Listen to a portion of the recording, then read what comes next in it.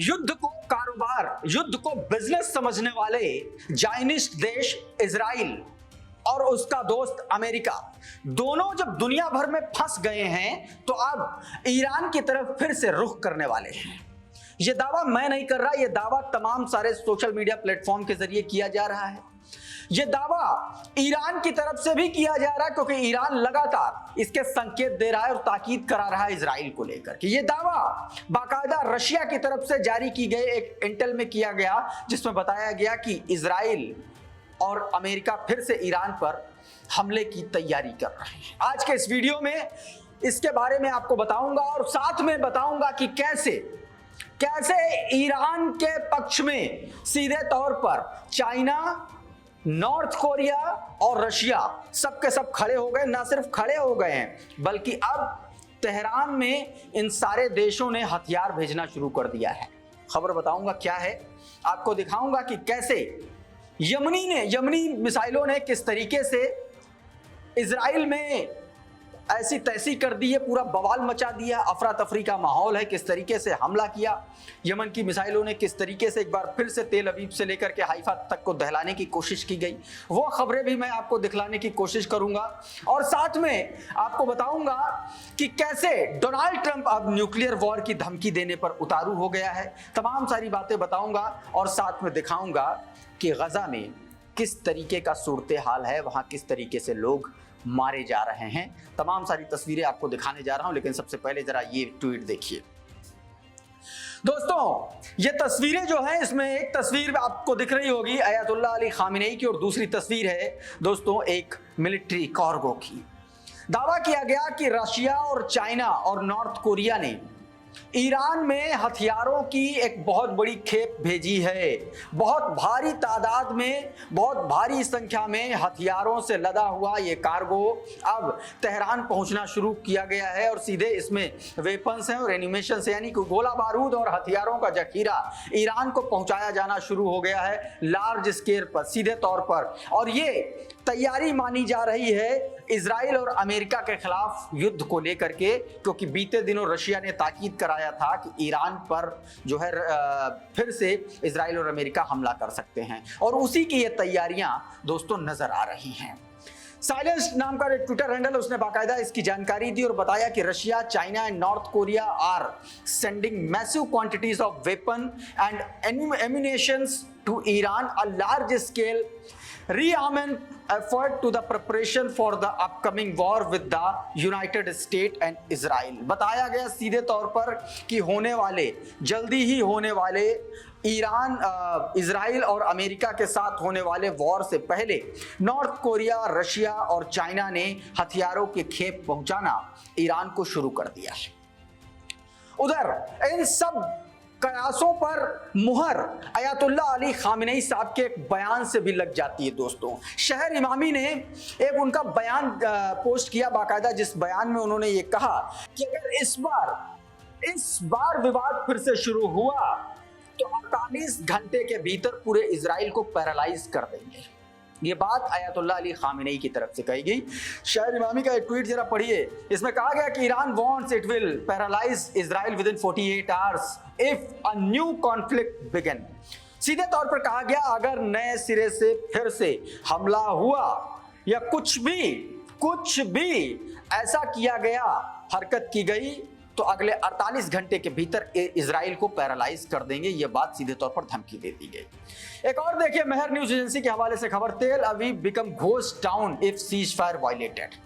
सीधे तौर पर अयातुल्ला अली खामेनेई साहब ने कह दिया कि अगर सीज फायर का वायलेशन हुआ तो इजराइल और तेल अवीव जो है ना, वो गुमशुदा घोस्ट टाउन के तरीके से नजर आएंगे। ये समझ लीजिएगा उनका अस्तित्व मिट जाएगा। ये सीधे तौर पर धमकी दी गई दोस्तों।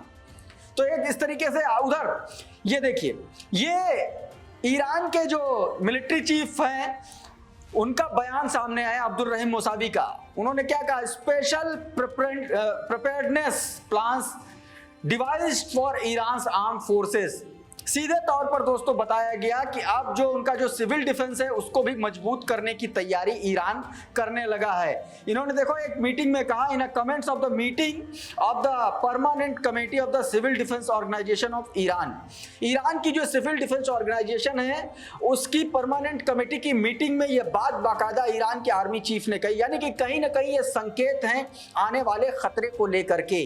तो दोस्तों इस तरीके से ईरान अपनी लगातार तैयारी कर रहा। उधर एक बड़ा हमला तेल अवीव पर फिर से किया है यमन ने। दोस्तों यमनी मिसाइलों ने जबरदस्त तरीके से हमला किया है। ये तस्वीरें बाकायदा देखिए जारी की गई है, मिसाइल हमले की तस्वीर देखिए जारी की गई है। और इन जगहों पर ये जो रेड डॉट्स आप देख रहे हैं, इन जगहों पर, इन इलाकों में यमन ने इजराइल पर हमला किया है।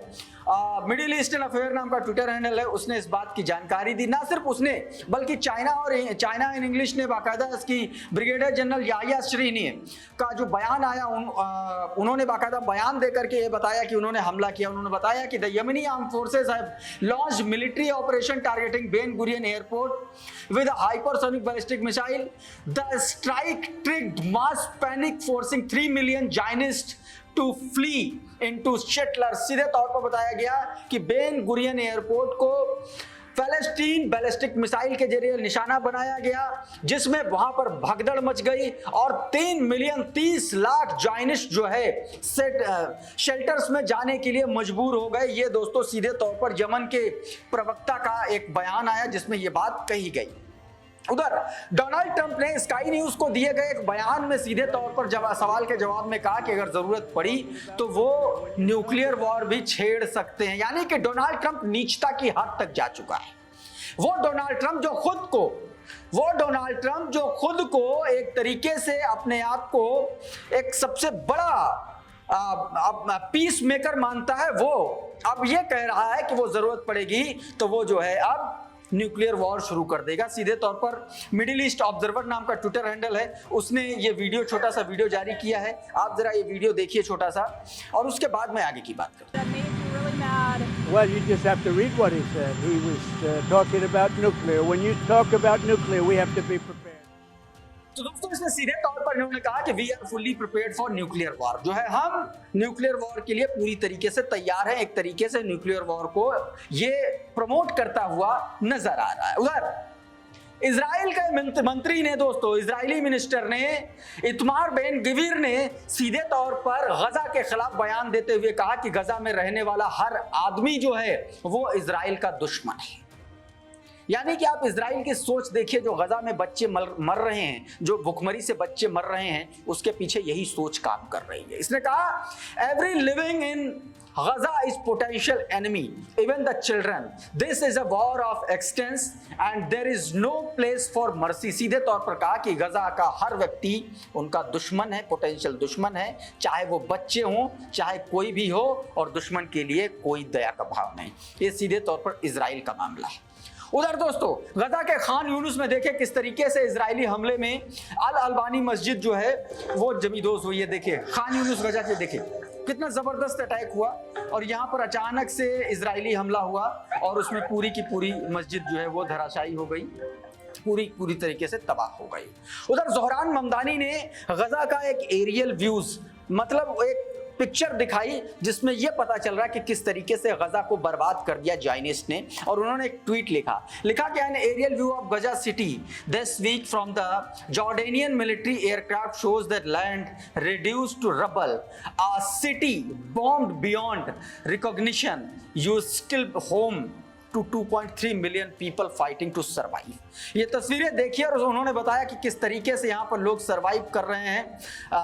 तमाम सारे लोग, 10-20 लाख लोग यहाँ पर सर्वाइव करने की कोशिश कर रहे हैं, और आप देखिए कि किस तरीके से क्या हालत बना दी। दोस्तों उन्होंने ये तस्वीर साझा करते हुए बताया, ये तस्वीर दोस्तों जॉर्डेनियन मिलिट्री के एयरक्राफ्ट की से ली गई है। एरियल व्यू जो आप गजा का देख रहे हैं ये है दोस्तों। तो कुल मिलाकर के चारों तरफ एक और कुछ तस्वीरें मैं आपको दिखा देता हूं। दोस्तों बीते दिन भी जबरदस्त तरीके से हमला किया गया, जबरदस्त तरीके से हमला किया गया। ये देखिए, ये तस्वीर देखिए दोस्तों, ये जो इजरायली सेटलर्स हैं उन्होंने यहाँ पर आग लगा दी और ये आग का गुबार, आप धुएं का गुबार देख रहे हैं, ये thick smoke billowed as a result of settlers attack on the outskirts of the Bazariya village north east of the nebulas.